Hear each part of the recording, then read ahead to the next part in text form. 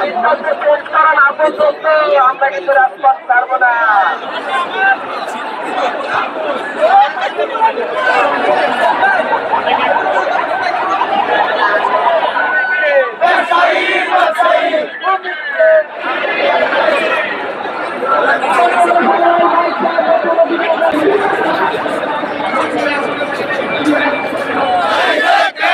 ব্যবসায়ীদের অ্যাকশন।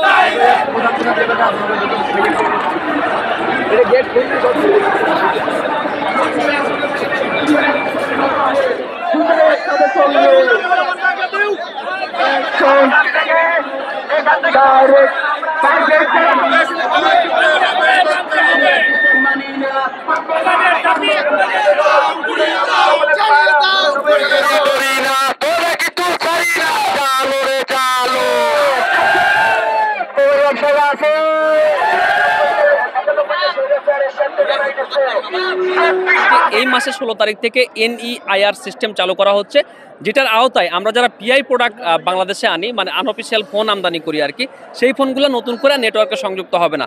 তো এইটা যদি এভাবে চালু হয় তাহলে আমরা যে ব্যবসায়ীরা আছে, বিশেষ করে আমরা সারা বাংলাদেশে 20 থেকে 25,000 ব্যবসায়ী, এই ব্যবসায়ীদের আন্ডারে আরও প্রায় 50 থেকে 60 লক্ষ মানুষ আমরা এই ব্যবসাটার সাথে আছি দীর্ঘ প্রায় 25-30 বছর ধরে।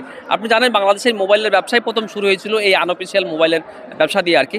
হঠাৎ করে সরকার যখন এই সিদ্ধান্তটা নিচ্ছে তখন এই যে বৃহৎ একটা জনগোষ্ঠী আমাদেরকে বাদ দিয়ে শুধুমাত্র 8 থেকে 10টা প্রতিষ্ঠান, যারাকে আমরা সিন্ডিকেট বলতেছি, যাদের জন্য আসলে সরকার এই জিনিসটা করতে যাচ্ছে, তাদের সাথে আলোচনা করে এটা হঠাৎ করে চালু করতে যাচ্ছে। এই সিস্টেমটা যদি চালু হয় তাহলে ফোনের দাম অনেক গুণ বেড়ে যাবে আর আমরা ব্যবসায়ীটা পথে বসবো। কারণ আমি যে ভ্যাট দিয়ে আসলে প্রোডাক্টটা আনবো সেই সিস্টেমটাও আমাদের কাছে নেই। মানে বাংলাদেশের মোবাইল আমদানি করা লাইসেন্সটা খুবই কমপ্লেক্স একটা সিস্টেম। আমদানি করতে হলে যেটা করতে হবে যে আমরা যে ব্র্যান্ডের ফোন আমদানি করব সেই ব্র্যান্ডের মাদার কোম্পানির থেকে এনওসি নিতে হবে এবং বাংলাদেশে ওই কোম্পানি থেকে এনওসি নিতে হবে। সো আপনি চিন্তা করেন কোনো কোম্পানি এভাবে আসলে আমাদেরকে এনওসি দিবে না। আমাদের থেকে কম মূল্য তার কেউ দিতে পারতেছে না। অফিসিয়াল যারা প্রোডাক্ট বেচতেছে, মনে করেন এখন আমরা বেচতেছি হলো 2 লাখ টাকা একটা জিনিস, তারা বেচতেছে 3.5 লাখ টাকা।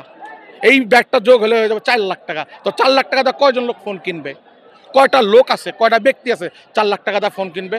আমার ছাত্র আছে, আমার ছাত্রী বোনরা আছে, তারা কি করবে? তারা তো একটা ফোন দিয়ে এক্সচেঞ্জ করা, ভাইয়া আমাকে আরেকটা নতুন ফোন দেন, ভাইয়া আমার নতুন একটা লেটেস্ট ফোন আসছে, আমার এই ইউজটা নিয়ে আরেকটা ফোন দেন আমাকে।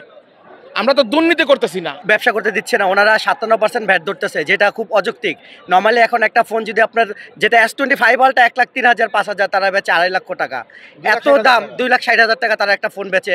এই যে সিন্ডিকেট, এই সিন্ডিকেটের বিপক্ষে আমরা চাচ্ছি সাধারণ মানুষ কষ্ট করে টাকা দিয়ে ইনকাম করে তারা ফোন কিনবে, ন্যায্য দাম দিয়ে কিনবে। কেন তারা তো দাম দিয়ে বেশি ফোন কিনবে? আমাদের দাবি, আমাদের প্রথম রেবিটের যোদ্ধা দ্বারা তাদেরকে নির্দ্বিধায় তাদেরকে 2টা মোবাইল আনার পারমিশন দিতে হবে এবং আমাদের ব্যবসায়ীদেরকে কোনো লিমিটেড দেওয়া যাবে না। ব্যবসায়ীরা ভ্যাট ট্যাক্স দিয়া তারা সুন্দরভাবে মোবাইল এনে বাংলাদেশে ব্যবসা করতে পারবে, সে ব্যবস্থা করতে হবে।